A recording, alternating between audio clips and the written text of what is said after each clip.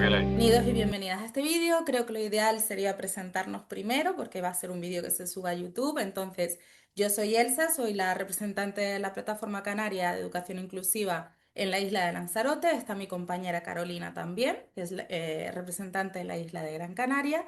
Y hoy tenemos el privilegio de hablar con Juan Rodríguez Zapatero, que es un abogado experto en derecho educativo y defensor de los derechos del alumnado con discapacidad.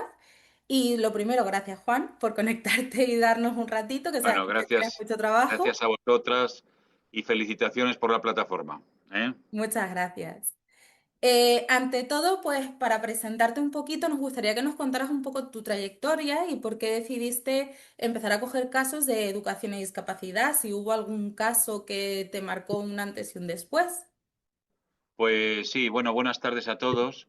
Lo primero decir que es una satisfacción poder participar con la plataforma, con vosotras como representantes y espero que muchas gentes más, muchos, digamos, padres y madres de niños con dificultades, con necesidades especiales nos puedan oír.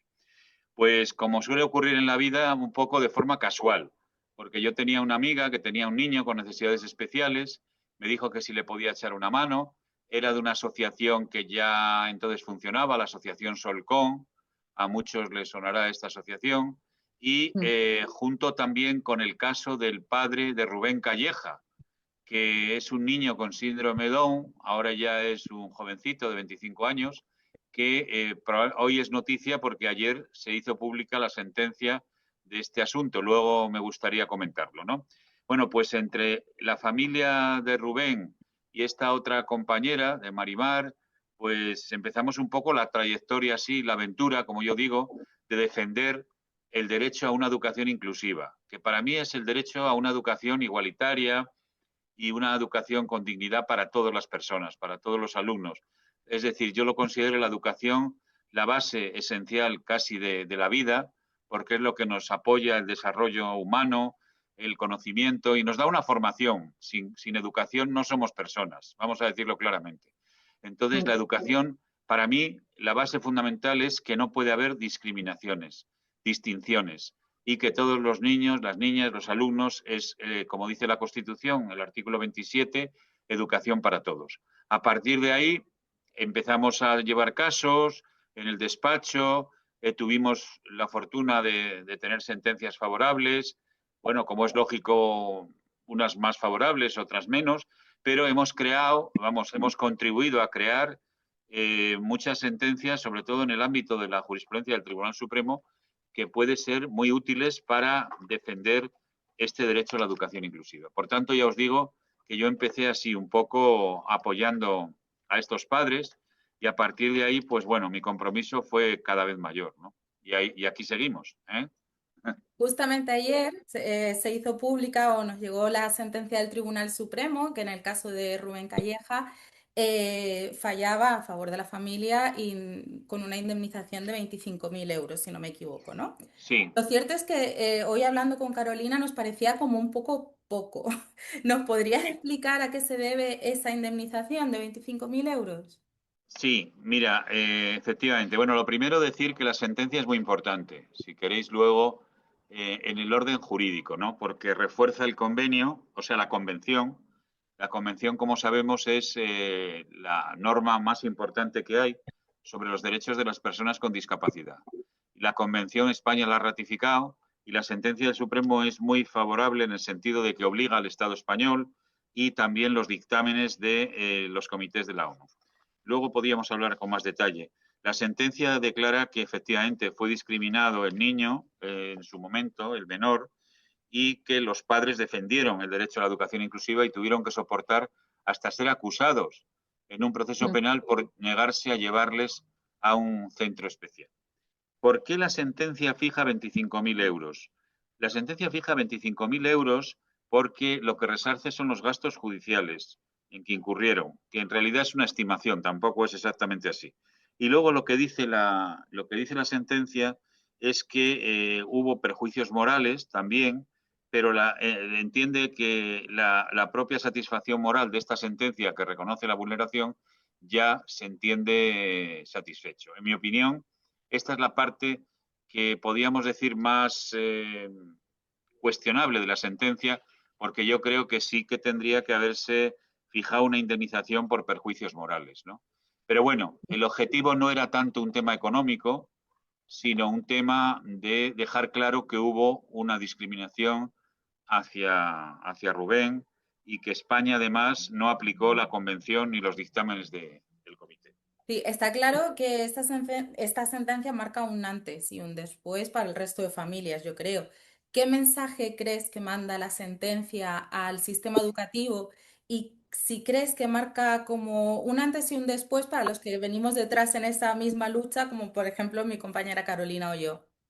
Pues mirar, esta sentencia ya se une a otras tres anteriores del Tribunal Supremo en esta materia y marca, como bien dices, un antes y un después porque lanza un potente mensaje que es que todos los poderes públicos en España, y cuando digo poderes públicos hablo de jueces, hablo de la administración local, hablo de la administración autonómica, la del Estado, todos los poderes públicos tienen que cumplir la convención. Y que en definitiva toda persona con, digamos, tiene un derecho a una educación inclusiva. Si me permitís, el final de la sentencia a mí me parece lo más interesante porque dice que es un derecho el de recibir una educación inclusiva, que está afirmado en la Convención y lo defiende el Comité, con carácter general y de modo particular respecto de España. ¿Por qué de España? Porque España no está cumpliendo la Convención. Las leyes educativas que tenemos no están adaptadas a la Convención. Se permite la segregación escolar, se permiten los centros especiales, las aulas especiales, es un sistema basado en informes psicopedagógicos que, como bien sabéis, no podéis muchas veces los padres defenderos y se da siempre prioridad a esos informes. En fin, hay un sistema educativo que no está adaptado a la Convención. Y dice la sentencia que está incardinado el derecho en el artículo 27, es decir, el derecho a la educación, podemos decir que es un derecho a la educación inclusiva, ¿no? Y luego dice también el 49, dice, y orienta la actuación de todos los poderes públicos hacia la inclusión de las personas con discapacidad. Yo el mensaje que daría sería a todos los padres que luchen para que de verdad sus hijos no se sientan, no se produzca ninguna discriminación y que, en definitiva, peleen siempre por un derecho a una educación inclusiva. Justamente te queríamos preguntar qué decía la legislación española en cuanto a la educación inclusiva y si crees que la LOMLOE está alineada con esa convención que comentábamos de la ONU de los derechos de las personas con discapacidad. Pues no lo está, porque la LOMLOE, aunque, aunque digamos que ha avanzado en algunas cosas, en los derechos de los padres, en fin, en algunos aspectos, en reconocer más ajustes razonables. Sin embargo, tiene un artículo, la ley todavía, el artículo 74, que permite, digamos, escolarizar al alumnado con discapacidad en unidades o en centros de educación especial y que solo se llevará a cabo cuando no puedan ser atendidas en la diversidad en los centros ordinarios. Cuando esto queda en un margen muy amplio para la administración educativa y entonces interpretan ellos son los que interpretan en esos informes psicopedagógicos y dictámenes de escolarización que un niño o una niña tiene que ir a, por ejemplo, a un aula especial. En Canarias, por ejemplo, el aula en clave. O en el resto del país peninsular, vamos, la península, pues aulas especiales sobre todo, ¿no? A mí me parece que este artículo no está ajustado a la Convención en absoluto y muchos otros aspectos. Y el mismo aspecto que estoy subrayando de los informes psicopedagógicos, porque no son informes psicopedagógicos en el sentido de informes educativos, sino que se centra siempre en todas las limitaciones del niño o la niña, pero no analiza las capacidades. Son informes en general muy negativos hacia los niños porque cuando dicen, bueno, este niño o esta niña tiene que ir a un aula en clave, con muy poquitos años, ¿no? En ocasiones con muy pocos años. Bueno, parece que tú, por ejemplo, Elsa, tienes una niña, una alumna de 6 años, una niña, y ya siguen diciendo que esté en aula en clave. Hay que dar una oportunidad a estos niños y niñas para que estén en aulas ordinarias, conviviendo, participando con alumnos que no tienen, bueno, en definitiva, con sus iguales, ¿no? Por Por tanto, desgracia, Sabemos lo que dice la LOMLOE ahora, pero comentábamos Carolina y yo que en Canarias además creo que estamos como a la cola del resto de España porque hay muchísimas derivaciones forzosas. De hecho, decías que mi hija con 6 años ya está en aula en clave y de manera forzosa porque fue en contra de la voluntad de sus padres, pero es que conocemos casos y tenemos casos en la plataforma de niños que con 3 años, o sea, en infantil, una educación que no es obligatoria ya los derivan a un aula en clave. ¿Por qué crees que se da esa situación en Canarias? Bueno, yo creo que lo has dicho, ¿no? Porque creo que no hay una conciencia de inclusión educativa. No hay una conciencia, empezando por los poderes públicos, por la comunidad autónoma, de lanzar el mensaje de inclusión educativa. Y luego, seguramente también, porque todavía falta un poco de visibilidad de estos temas. Los padres, pues a veces por falta de información o porque las cuestiones son muy difíciles, pues no tienen la suficiente información. Yo, desde ese punto de vista, me parece a mí que Canarias, no solo es en Canarias, en más sitios también del territorio, está un poco, no sé si a la cola, pero bastante, digamos, en desarrollo por detrás del concepto de la inclusión educativa. Yo creo que no hay una conciencia todavía en este sentido. O no hay una conciencia general, vamos. Mm, Bueno, nosotros tenemos claro en la plataforma que cuando derivan aula en clave están derivando a educación especial. Eso hay muchas familias que no lo saben y se enteran cuando ya han firmado esa derivación. Cada vez que derivan a ese niño a un centro de educación especial o a un aula en clave, se está vulnerando la Convención de los Derechos de las Personas con Discapacidad de la ONU. ¿Qué deberían hacer las familias cuando ocurre esto? Pues lo que deberían hacer es, sobre todo, informarse. Informarse puede ser a través de vosotras, de una plataforma o a través de un despacho de abogados. Lo primero, informarse, ¿no? Y pensar que no es imposible luchar por el derecho a la educación inclusiva. Lo primero, informarse y, en mi opinión, no resignarse, ¿no? Es decir, informarse bien, analizar a ver qué informe psicopedagógico le han hecho, etcétera, etcétera. Y, en su caso, interponer los recursos. No nos queda más remedio, pero desde luego la información, el asesoramiento es la clave para luego ejercer los derechos. Si una familia, por ejemplo, quiere evitar esa derivación de su hijo o hija al aula en clave, ¿cuáles serían las estrategias legales más eficaces para pararlo? Pues las estrategias legales más importantes serían, primero, ya durante la elaboración del informe psicopedagógico, pues participar. Muchas veces no os dan participación, ya es casi al final. Ese es otro problema. Pero, si es posible, pues, digamos, participar y poner de manifiesto aquellos aspectos que consideren lesivos para sus hijos. Y luego ya envía, digamos, interponer los recursos, y yo soy muy partidario de ir a recursos, si es posible, por vulneración de derechos fundamentales, porque la educación inclusiva, Elsa, como estáis diciendo, tú lo tenéis muy claro, no es un derecho cualquiera.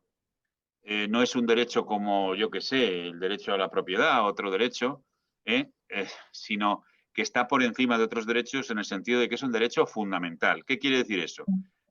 Que la Constitución da unas garantías importantes y entre ellas hay un procedimiento muy específico que se puede ir, el de derechos fundamentales, y aconsejo pedir medidas cautelares que se pudieran parar ese tema. Es verdad que es difícil, lo sabemos, lo vemos todos los días, pero creo que cada vez más se irán abriendo caminos en este sentido.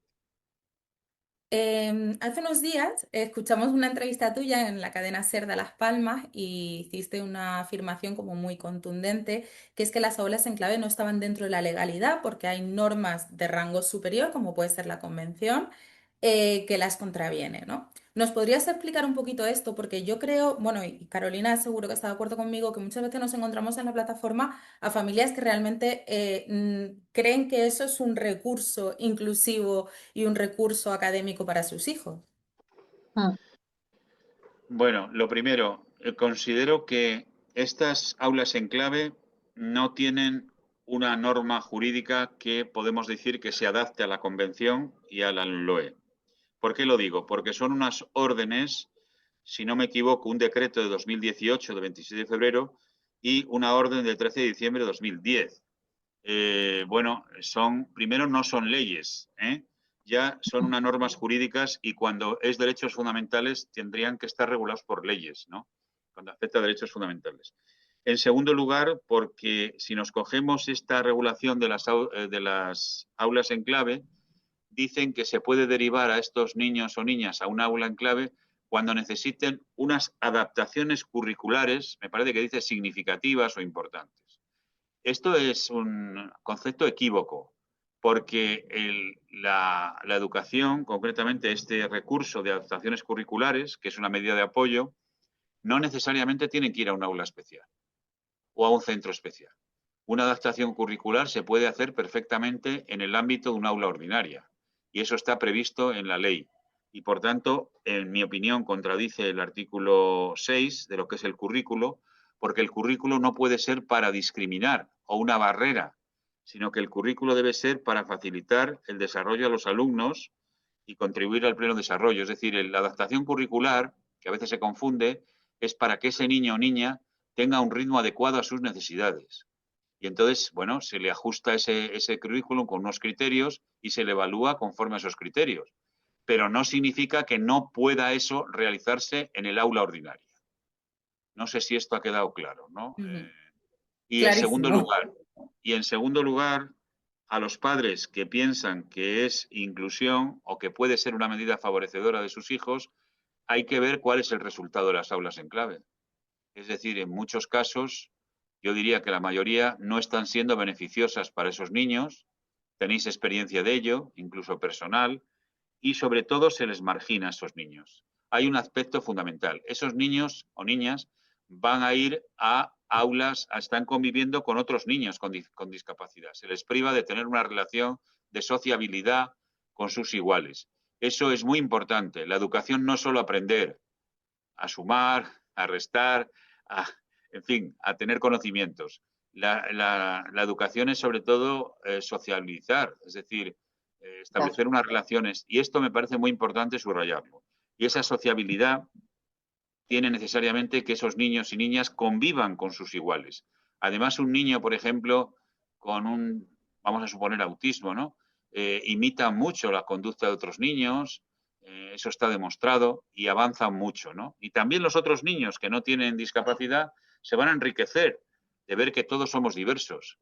Yo si tengo gafas es porque tengo miopía, pues hay otros que no la tienen. Y tú, Elsa, pues eres morena, ¿no? Y hay otras personas. Quiero decir, todos somos distintos y también en las capacidades, ¿eh? En las capacidades.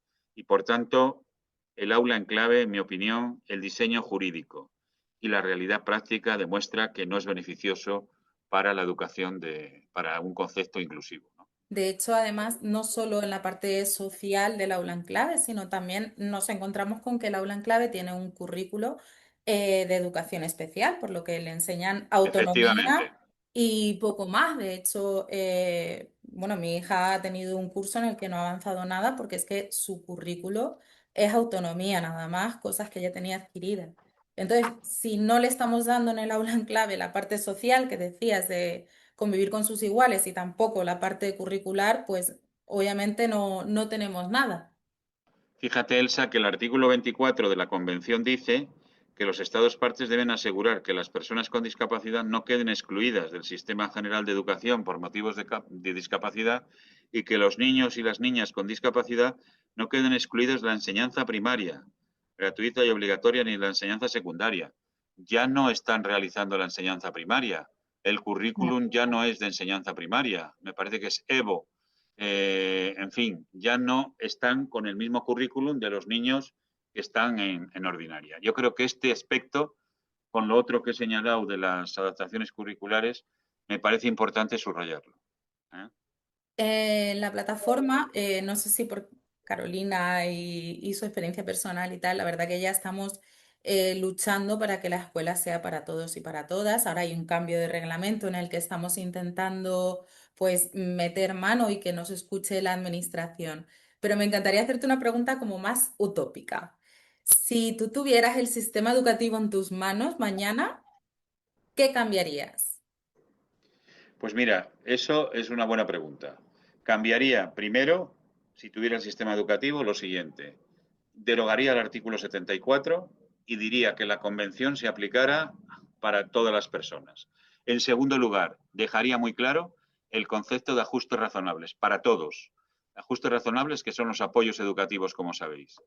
En tercer lugar, establecería claramente que suprimiría el concepto como están actualmente los informes psicopedagógicos y los dictámenes de escolarización. Los llamaría informes de apoyo educativo y en definitiva, otra medida que adaptaría es reforzar el derecho de los padres en la colaboración educativa.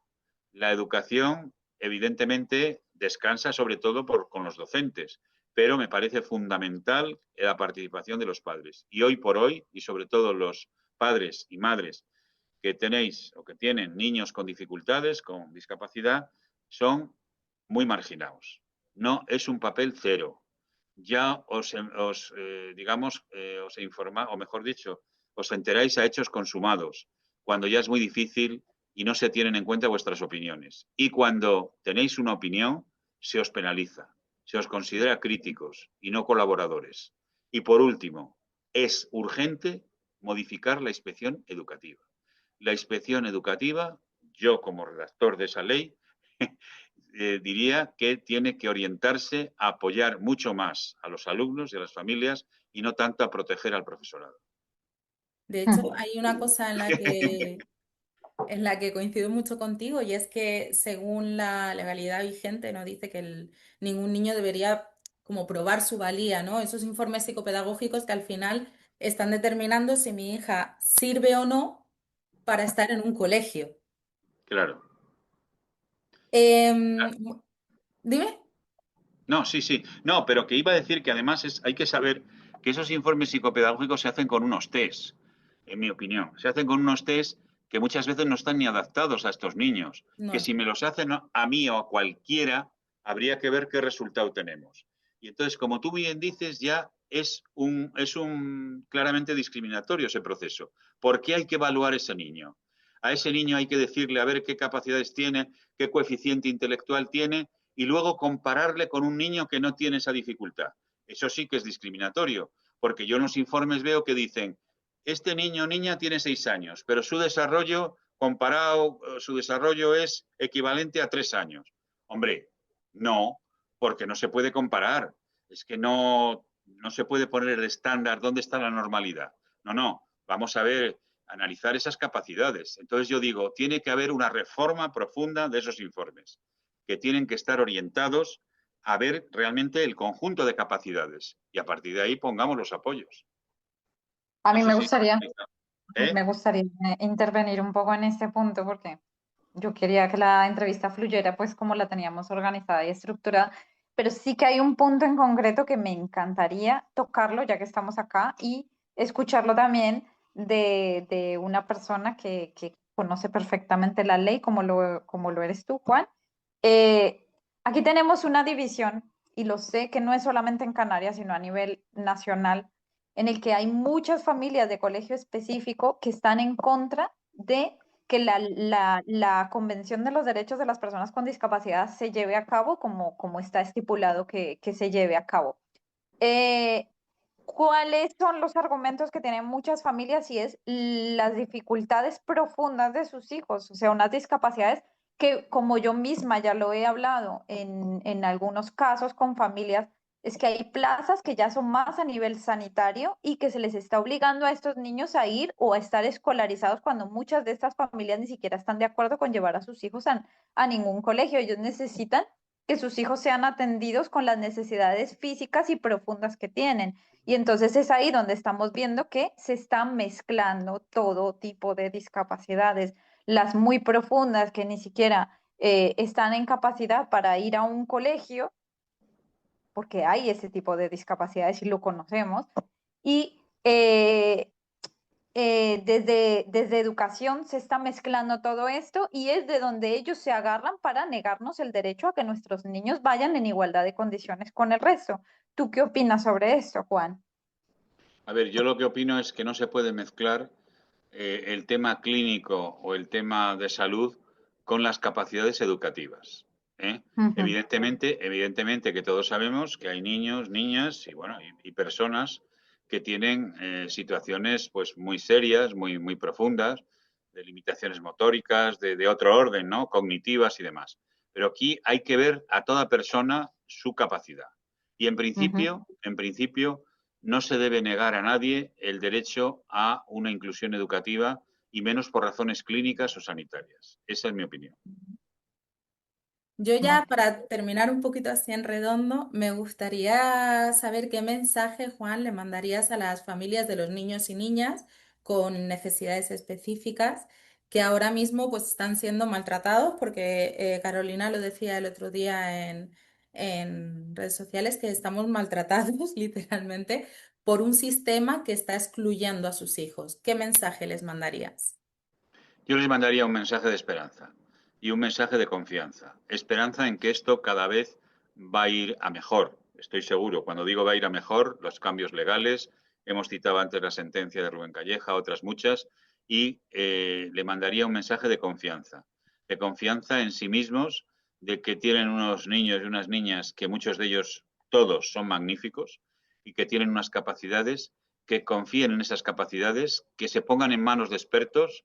Bueno, sé que puede ser un coste, pero bueno, es necesario muchas veces. Ese coste es una inversión, como digo yo, de expertos educativos, de expertos jurídicos, de abogados, y que tengan esperanza y confianza en que, digamos, esto va a mejorar, esto sin duda alguna, y que desde luego no se resignen. Ese sería el tercer mensaje, que no se resignen ante una injusticia, que no se resignen ni tengan miedo o temor, porque toda familia, mi experiencia me dice, que toda familia que lucha consigue más o menos. Se puede conseguir 100, 90 o a lo mejor 50, y 50 puede ser mucho. Eh, bueno, no sé. A mí me ¿Eh? gustaría ya para cerrar, porque nos queda poquito tiempo, pero Carolina, me gustaría que mandaras también un mensajito a las familias. A ver, principalmente enfocándonos en lo que es la plataforma, lo que estamos llevando a cabo, que yo creo que a nivel individual estamos llevando unos casos en los que sinceramente yo tengo toda la fe que lo vamos a conseguir, porque creo que la ley está de nuestra parte, y avala ese derecho de nuestros hijos a la educación inclusiva y principalmente a la educación.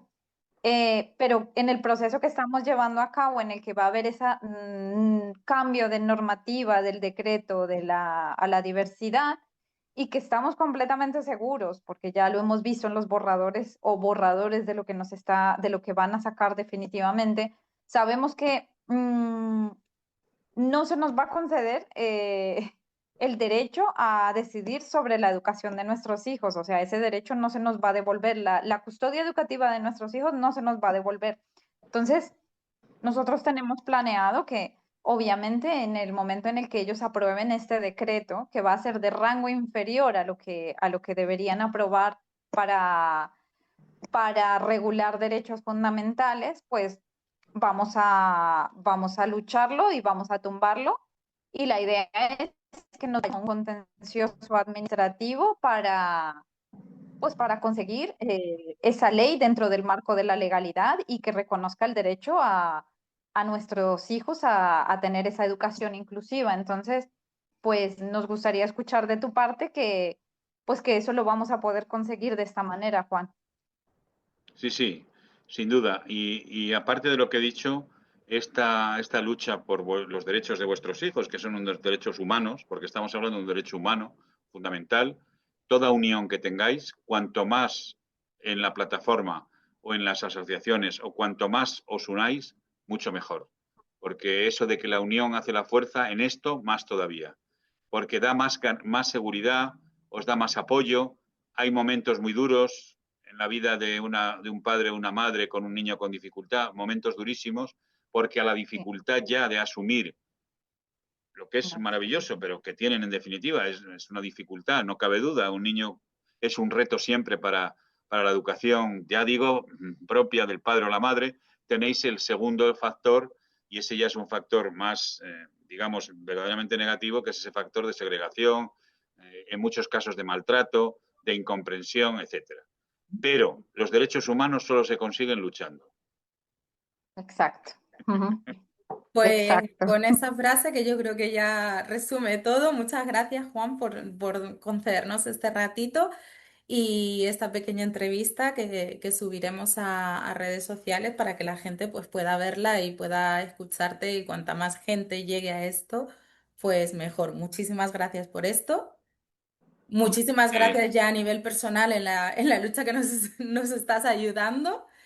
Y, y nada, pues ya solo queda despedirnos. No sé si Carolina quiere decir algo más. No, me uno a las palabras de Elsa. Gracias por habernos dedicado esta entrevista, porque la idea es que el mensaje llegue a todos y principalmente que sea un mensaje de esperanza. Necesitamos que las familias primero encuentren por dónde buscar o encontrar esas herramientas para defender los derechos, porque nos estamos encontrando con familias muy desesperadas. Nosotros mismos estamos desesperados, pero hemos encontrado como un alivio en la lucha. Cuando se lucha y encontramos esa esperanza en que lo vamos a conseguir, pues como que se puede sobrellevar mejor todo esto. Entonces es lo mismo que animamos a las familias a que se levanten, a que luchen, a que nos unamos, a que levanten contenciosos, a que encuentren ese apoyo a nivel profesional y nada, y que nos unamos para luchar. Y gracias, Juan. Bueno, yo quería a vosotras felicitaros porque en un territorio que estaba muy verde, digamos, en la conciencia de que dije de la inclusión educativa, habéis levantado una plataforma de inclusión, estáis teniendo un cierto eco en los medios o bastante eco en los medios. Felicitaros, que sigáis así y yo creo que las últimas palabras de Carolina las asumo íntegramente. Cuando se lucha por algo, se conseguirá más o menos, pero queda uno con la conciencia tranquila de que puse todo lo que era necesario para lograr ese objetivo. Y seguro que tarde o temprano se logra. Si yo, no es el caso, pero si yo tuviera o cualquier dificultad de mis hijos o lo que fuera, siempre me quedaría la cosa o la espinita de que no luché lo que tenía que haber luchado, ¿no? O sea que ánimo y adelante. Gracias, Juan.